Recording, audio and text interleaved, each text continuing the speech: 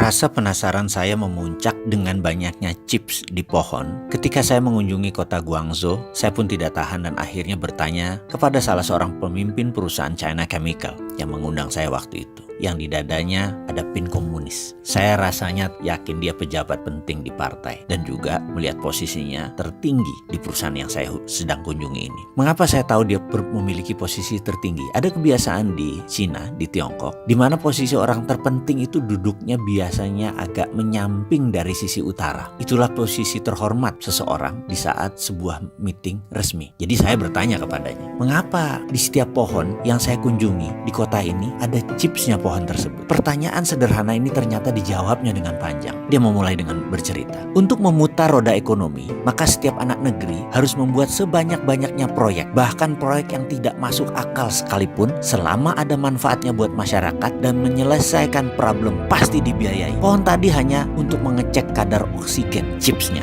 dan data minor lainnya, namun nampaknya penting.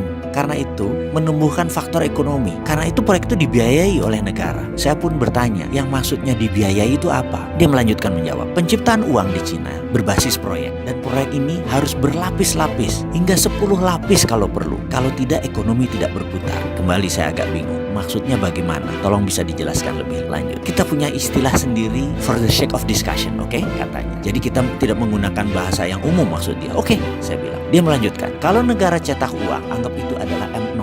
Lalu uang tersebut diberikan kepada bank, jadi M1.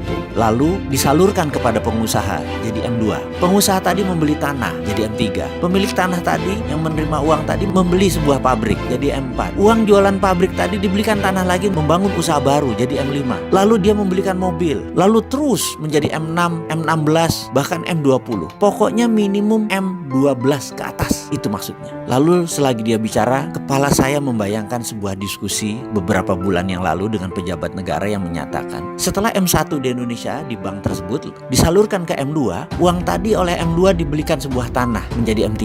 Lucunya M3 tadi sudah balik lagi ke bank, jadi M4-nya balik ke bank. Pemilik M3 tadi setelah menerima uang hanya duduk-duduk makan bunga bank saja, belanja-belanja cantik, duduk-duduk cantik, itu aja sudah, nggak ada lagi yang lain. Bagaimana ekonomi bisa muter kalau M-nya di bawah 5? Si pejabat tadi melanjutkan pembicaraannya yang membuyarkan lamunan saya. Dia melanjutkan, karena itu dalam strategi memprint money, di mana di Cina berbasis proyek, proyeknya harus berlapis-lapis, jangan satu lapis. Juga kita harus membangun budaya berbisnis. Negara harus melonggarkan banyak aturan, namun tetap dikawal ketat uangnya. Saya kembali melamun ke Indonesia. Bagaimana kalau Indonesia membuat grand plan strategi nasional ini, melibatkan proyek berlapis-lapis lebih dari 10?